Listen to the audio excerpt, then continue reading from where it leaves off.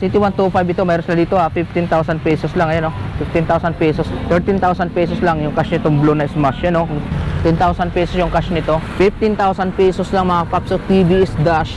10,000 pesos lang cash. Ayan diba 14,000 pesos lang mayroon ka ng motor. What is up mga kapaps? Welcome back to another vlog. So andito ako ngayon sa may Wiltic Naik Cavite mga kapaps. Ito yung location nito. Pagdating nyo dito sa may arko ng Naik Cavite, yung may dalawang ulo ng isang kalabaw. So andito yung Wiltic mga kapaps. So ngayon nagmotomura sila ngayon mga kapaps. Kaya naman so, makikita nyo yung mga presyohan ng mga motor nila dito is grabe bagsak presyo. So dito mga paps 14,000 pesos lang. Cash na yan Then 14,000 pesos na dito yung pink. Buong motor na yan mga kapaps. Kaya ano pa hinihintay nyo, huwag kalimutan mag-like, comment, subscribe. Sa mga hindi pa naka-follow dyan, pakipindutan po ng follow button. Tapos pupuntahan pa natin yung mga ibang units doon. Mayroon doon 15,000 lang din Tara, let's go.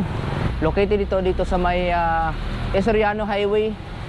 Iba yung silangan Naik Cavite. Kumbaga dito sa may bayan ng Naik Cavite, matatagpuan ng Wiltic. Yan, Wiltic mga kapaps. Ngayon naka-repo sales lang ngayon o motomura mga kapaps. Unahin natin itong isang Mio Sporty. Yan, 14,000 lang Opo, buong motor na yan 14,000 pesos lang. Ito maluwag na yung headlight niya. Tornilyo lang ito mga kapaps dito. Yan, mabuo na yan. Goods pa yung condition nito. Mio Sporty, kulay black. Then next natin itong meron dito Smash na kulay red. Mga kapaps, 21,000 pesos lang ngayon Yan, 21,000 pesos lang. Yung odo nito is nasa 14,000 kilometers na tinakbo. Yan, drum brake, harap likod. 21,000 Itong T-Max walang price, nasa 10,000 pesos na lang yan. Yan. May nakita ko doon nakasabit sa likod. Sunod natin, mayroon din sila Smash dito, nasa 14,000 pesos. Ito mga paps, 14,000 pesos lang cash nito. Naka-disc brake yung harapan pati likod. Yung tambutso nakababa lang, yung tornilyo nito, may tornilyo yan yung tambutso na yan. Hindi lang nakakabit. Ayan 14,000 pesos yung odo nito, nasa 25,000 kilometers. Sa mga naghanap ng Smash na second hand, 14,000 pesos lang itong white black ang kulay, glossy.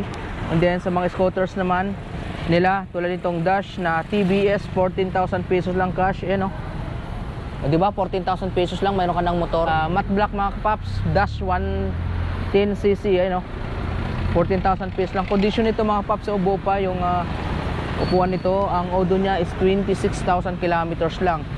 Alright, dito sa Wiltic Motomura Naik Cavite mga kapapski, puntahan nyo na dito or bukas ngayon. Bukas 15,000 pesos lang mga kapaps. TVS Dash 15,000 pesos. Ala, grabe, napakamura nito.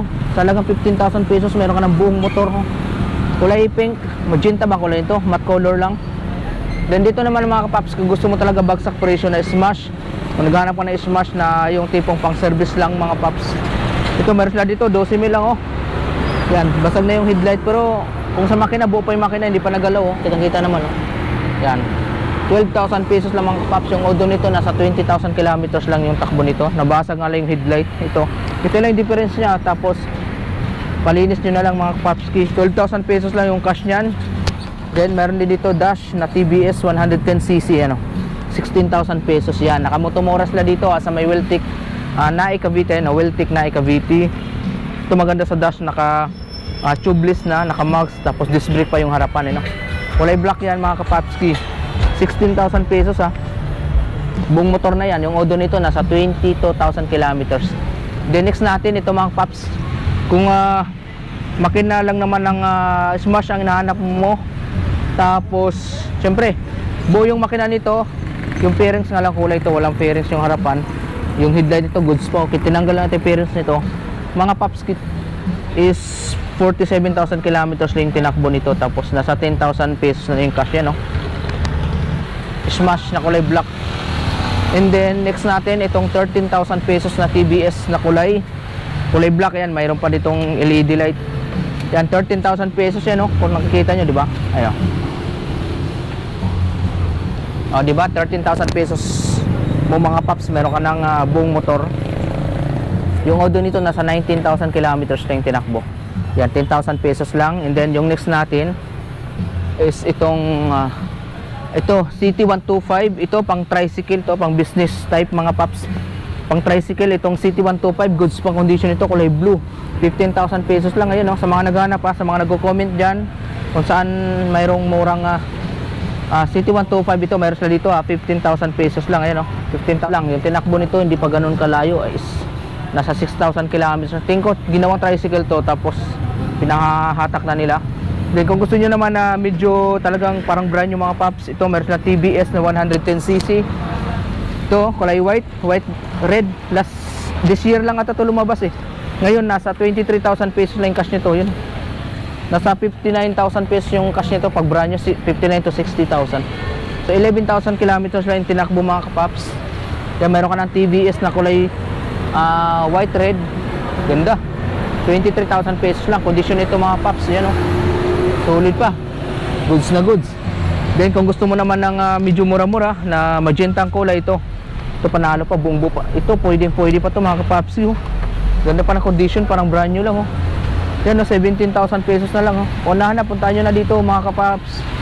Yan, 17,000 pesos lang sa buong motor na to, magentang kulay. Tapos mayroon din sila ditong Smash na kulay blue ito mga kapaps. Yan, nasa 13,000 pesos lang, ano. Yung price doon nandun sa likod, ayun, no? Yung puti na yon, nakadikit sa may upuan. 13,000 pesos lang yung cash nitong blue na Smash, yan, no? Sa mga naghahanap pa, naka-disc brake pa, di ba? Condition nito napakaganda pa. Yung parents nito, ito tornilyo lang kulang nito, oh. Tornilyo lang to mga paps, yan. Pag na-tornilyo mo dito, goods na yan, tatakbo na yan. Alright, so ito paunahan to sa Fury 125 na version 2. Ganda nito, ito yung pinakamatibay na makina pagdating sa sa Kawasaki mga kapapski. Itong Fury na 125, yan, oh. 20,000 pesos lang, yan, oh. 20,000 pesos. Itong yellow green o green talaga, ang ganda po, 20,000 pesos lang mga paps, Fury 125. Then meron din dito 16,000 pesos lang ito. Ito magenta TBS 110 na dash, ito 16,000 pesos lang, yun, oh, di ba? Right, sa mga naghahanap ng Mio Sporty, meron sila dito 12,000. Medyo basag nga lang yung harapan, wala siyang front fender tsaka yung kaha, pero 12,000 pesos lang. Kung naghahanap kayo ng pang makina lang naman ang habol nyo, yan meron dyan.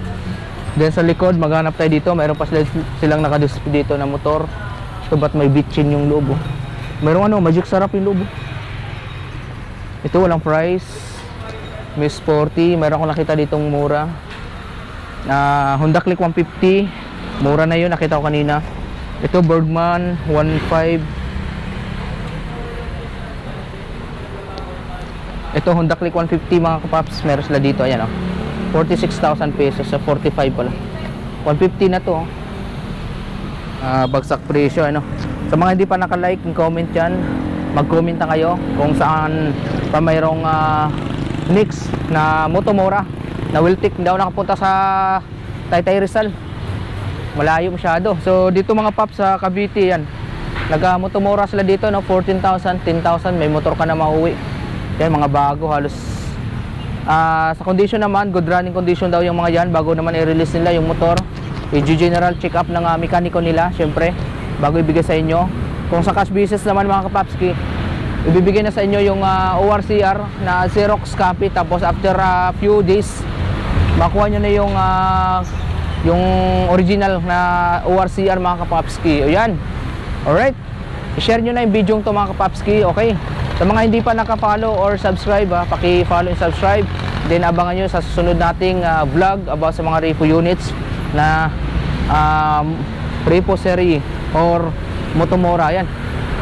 Alright, okay, maraming salamat sa mga nanonood mga kapapski. Sana huwag kayong magsawang manood sa mga vlog natin about sa mga repo na update. Alright, sa mga ngayon, kasi ngayong buwan o sa sunod na buwan mga kapapski, maglalabas naman sila ng schedule for Motomura sa iba-ibang mga branch ng Wiltic. Hindi lang dito sa Naik, marami ngayong araw, may mga Motomura ding nagaganap doon sa may Cubao. Alright, sa Cubao, Wiltic, or sa Rizal mga kapapski. Sa ibang lugar naman pupuntahan natin yun, yung medyo malapit lang dito sa Cavite. Right, yan.